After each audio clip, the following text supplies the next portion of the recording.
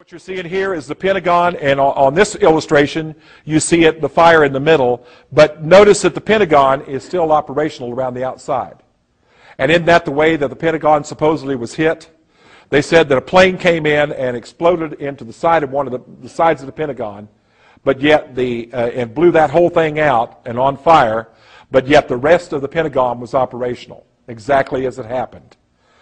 And that's the most important military building being hit and on fire. Remember, when they do something, they hit it where you're going to remember it the most, like a monument or something that stands for the nation. Okay, and the 9/11 attacks. So this is definitely the 9/11 attacks that were planned. They were carried out, and remember, we gave them the idea. Goal: population reduction. In order to control the masses needed to be reduced. Now, this is an initiative for ECO 92, Earth Charter. I want you to hear what they say. This is Secretariat for World Order. He says, the immediate reduction of world population, according to the mid-1970s recommendation on the Draper Fund, must be immediately effected. The present vast population, now far beyond the world carrying capacity, cannot be answered by future reductions in the birth rate due to contraception, sterilization, and abortion, but must be met in the present by the reduction of numbers presently existing. This must be done by whatever means necessary. By whatever means necessary. They've already initiated that this happen. All nations have quotas for population reduction on a yearly basis, which will be enforced by the Secretary Council by selective or total embargo of credit, items of trade, including food and medicine, or by military force when required. The Security Council of the UN will inform all nations that outmoded notions of national sovereignty will be discarded, and that the Security Council has complete legal, military, and economic jurisdiction in any region in the world, and that this will be enforced by the major nations of the Security Council. The Security Council of the UN will take possession of all natural resources, including the watersheds, the great forests, to be used and preserved for the good of the major nations of the Security Council. All of the above constitute the New World Order, in which the order of all nations, regions, and races will cooperate with the decisions of the major nations of the Security Council. This is plans for depopulation, getting rid of the masses. Well, they can't do a genocide because that would totally give them away. They can't do another Holocaust. So what they do, and have been doing, is killing us slowly. Watch some of the ways they've been doing it. First of all, they've been using the AMA, American Medical Association. And you notice that if you need major surgery, if your Medicare or Medicaid doesn't pay for that, or you don't have insurance, you're pretty much out of luck. And if a doctor prescribes a medication for you that's necessary for you to keep alive and keep healthy, you better pray that Medicaid or Medicare covers that. And if it doesn't, you better pray that something will, or you're out of luck again. Listen to me. They have a cure for every major disease we've come up against. They have a cure. They also have a cure for cancer. You know what it is? Frequency. Every organism is run by frequency. It can either be brought to life or existing on frequency, or it can be destroyed by frequency.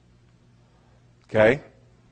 But they will never release those cures to the world, because it will then take away the need for hospitals and doctors and the American Medical Association. Those cures will never be released. Listen to me. They even have a cure for HIV. They created it.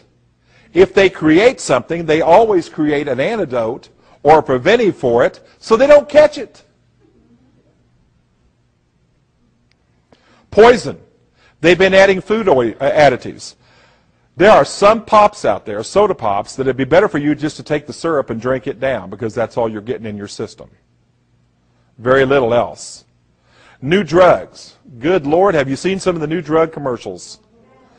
I mean, they're just, they're amazingly idiotic. I mean, my favorite one is this one.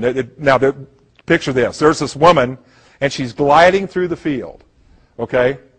And she's running through this field, and there's trees blowing, and the hair's blowing through her hair, you know, the wind blowing through her hair, and the sun's out, and the birds are with her, you know, flying alongside of her, and she just looks as happy as everything. And you hear this guy go, "Are you bound by arthritis pain, stiff joints, and suffering? You'll never have to go through pain again with new Balestra." You know, and you hear him talk about how good this medication is. And they go through a whole rigmarole of how this thing works. And then all of a sudden at the end, you hear this little voice go, "Side effects may include brain edema, congestive heart failure, and respiratory arrest."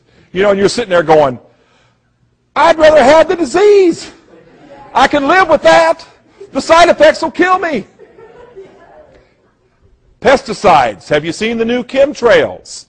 They are no longer white, they are red. Case in point, I was down in Duluth, Minnesota doing a presentation, staying with a gentleman down there at a bed and breakfast house. And he said he lived across from the lake. There was a military base just across from the lake. And we were out on the porch one night, and just right around dusk. And he said, "Now watch." He said, "You see those two little silver things over in the distance there?" And I said, "Yeah." He said, "Those are jets." He said, "They're military jets." And he said, "Now you watch. They're going to fly across the lake. And as soon as they cross that lake," he said, "you're going to see one go off to the right and the other one veer off to the left." And he said, "They're going to lay down a chemtrail." He said, "Now I've seen chemtrails." He said, "I've seen jet exhaust." He said, "It's white." And he said, "It's just like a cloud. It'll stay up there for a little bit, and then all of a sudden it just kind of just starts getting lighter and lighter and lighter until it fades away." He said, "But the one they're going to lay down is going to be red." And he said, "What's going to happen is it's going to stay up there for a few minutes, and then you're going to see it slowly start to mist and come down to actual ground." And I said, "Really?" And he said, "Yeah." And so sure enough, we watched these jets come over, and sure enough, one veered off to the right, the other one to the left, and they laid down a red trail. They came back and they formed another red trail. They almost formed like a, you know, like almost like tic-tac-toe in the sky type of thing, but it was red. And this stuff started misting and coming down. And he said, "You know, the amazing thing about that is," he said, "at least 10 people a week here in Duluth come down with respiratory problems, including bronchitis, emphysema, and asthma. Things in the air." In Southern Oregon and Northern California, we've got a bit of an unusual situation. Now, this first portion of the radar cycle, fairly bland and typical, but then you see these bands of very distinct cloud cover moving into the region. That is not rain, that is not snow. Believe it or not, military aircraft flying through the region dropping chaff. Small bits of aluminum, sometimes it's made of plastic, or even metallicized paper products, but it's used as an anti-radar issue, and obviously they're up there practicing. Now, they won't confirm that, but I was in the Marine Corps for many years, and I'll tell you right now, that's what it is.